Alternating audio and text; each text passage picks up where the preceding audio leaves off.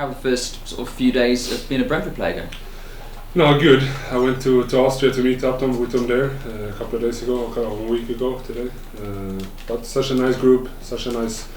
It's like a family club where it's easy to come into the group, to connect with the players, with the staff, and with people around the club. So everything has been so good so far. Good trainings. We've been working hard. We are working hard together. Had a good game against Dynamo Kiev over there. So everything's good so far. Why Brentford?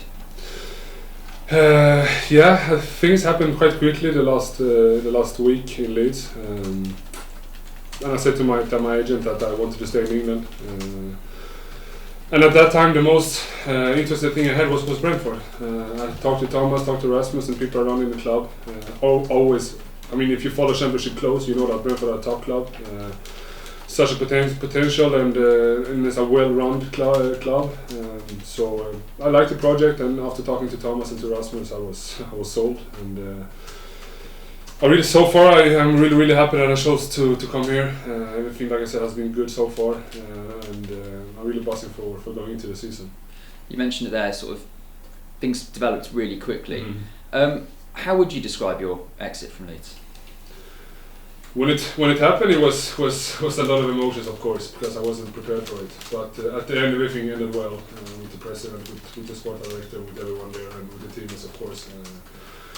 So yeah, I left with a good relationship to everyone, with the fans and with everyone in the club. Like I said, sometimes those things happen in football, and like I said, now I'm just so happy to have a new adventure, to come here to London, to Brentford and play here and find a new role. I mean, I'm one of the most experienced in this team to help the younger players develop and help them. So it's also a new thing for me to manage. So, but like I said, so far I'm so happy that I chose to come here. There were reports of rifts and rows. I mean, was overstated, or was it a little bit tempestuous? I think a club like Leeds, it's easy to make a small thing big, because it's such a big club, you know. I think you and media agree with me. But that's a good thing to play for Leeds also, you know. It's a lot of emotions, people love it. Either you love or you hate it. But it's a nice club, and I love to play. Those 3 years I had, I was one of the best years I had in my career so far. So I'm still loving the club. I mean, now I'm 100% Brentford, and when we play Leeds I'm going to hate them, but still have the club in my heart, of course, because I'm going to respect it, because they helped me to start my career again after some tough years in Italy. So I always respect them and always have a place in my heart. But like I said, when we play them, I hate them. You mentioned the project. It seems like an exceptionally exciting time here at Brentford. It is. Like I said, I know Thomas from before. He's Danish, so the Scandinavian mentality. And Brian, his assistant coach, also Danish. I really love him. He's such a nice guy. So, and like I said, I'm one of the most experienced players. It's a little bit new role for me to come in here to help the younger players, to manage them on the pitch, outside of the pitch, to like be a statement to how you should be as a team player and as a person. And like I said, last year with Bielsa and in Leeds, I think I developed a lot how you have to behave in those things. Like I said, there's still rumors about me in Leeds maybe, but like I said, in Leeds it's easy to make a small thing to a big thing. So, but I developed a lot last year. If you ask my teammates and the players around who've been on the training ground every day at least, I think they would say the same. So, just have to take that into here now and show the younger players how to be in the gym, work hard, and then on the pitch to be professional and work hard, and then take care of your body and be prepared for the games. One of the big younger players you mentioned is Neil Maupay, of course. Mm-hmm. You played against him, now you're training with him. How good is he, and how important is he to Brentford? First of all, he's such a nice guy. Since we played, we always had a good and respectful relationship on the pitch and outside of the pitch. For me, one of the best attackers in Championship. And the last year was a good statement of that. So, yeah, of course, I would be really happy if he stays. I really hope so. I mean, he's still working hard on the pitch every day in the gym, like I said, always there and works hard. So, for me, he's a top guy and a top person even outside the pitch. But on the pitch, like I said, one of the best strikers in the league. And finally, for me, what is the aim for Brentford this season? Because there's so much momentum, it seems to be at the moment. Yeah, it is. I think it's something buzzing here around the club. Like I said, I mean, I've been at 3 years now in Championship. For me, the most important thing is to work always game by game. Even if you lose 1 or 2 games, just focus on the next one and try to win that one instead. Don't think about the past games too much. I think that's a good mentality to have, and that's something I would try to bring into this younger team. But I think we have to aim high.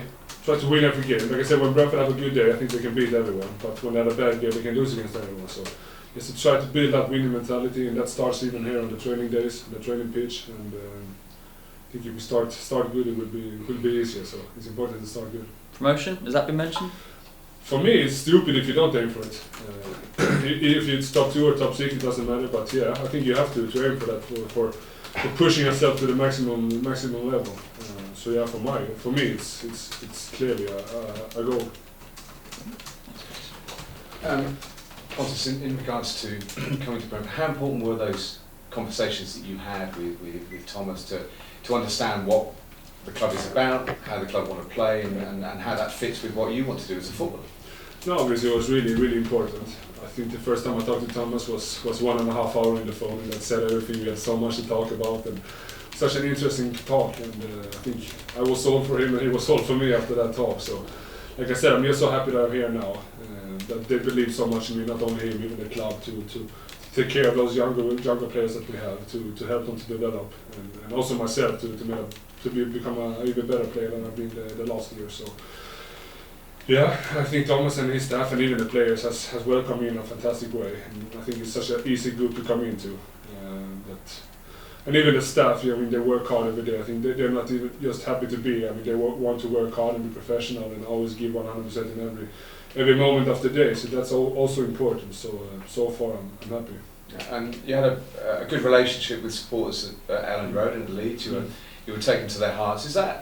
Did that make it actually a little bit difficult to leave because of obviously your relationship that you had with not just with the club but with those who back the club? It's still quite a wrench, isn't it, to leave a place that you feel about fondly? Yeah, I think because everything happened so quickly, I still don't know how to think about it. Like I said, you always have to respect the club you play for. I mean, when I played in Leeds, my first team was Malmö in Sweden because that's the team I grew up with. So when we played Malmö, of course, I would always be 100% for Leeds. But I mean, you always can respect other teams even if you play for another one. So same now. I mean, Leeds for me is always have a part in my heart. But when I play now in Brentford, I'm of course 110% Brentford. But still, I'm respecting Leeds hugely because of the nice years I had there.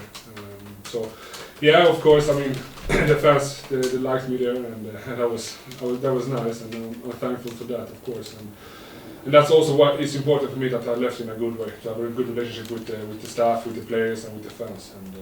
And I respect them still, and they respect me. So, how excited are you about what is potentially happening at Brentford? I mean, obviously with the squad that's put together, with a new stadium which is just now a year away, with the ambition that you've heard about. You know, you're an ambitious character yourself. How excited are you about the prospect that you can fulfil your ambitions here in West London? No, of course, I'm really ambitious. Like I said, the picture I've got of it is that everyone wants to work hard here. The players, the staff, and people around the club, from Rasmus and everyone up, even higher positions. I think that's important. If you work hard every day and give 100% every day, that takes you longer. So that's a good start. But like I said, you have to aim high. I mean, for me, I want to go to Premier League with Brentford and aim high and try to win every game that we play. So I think that's, you maybe don't have to say it outside, but inside the team, it's easy to have that to push yourself to the maximum limit. And now sitting here in front of the media and say it, but I mean, I think it's important to have high ambitions.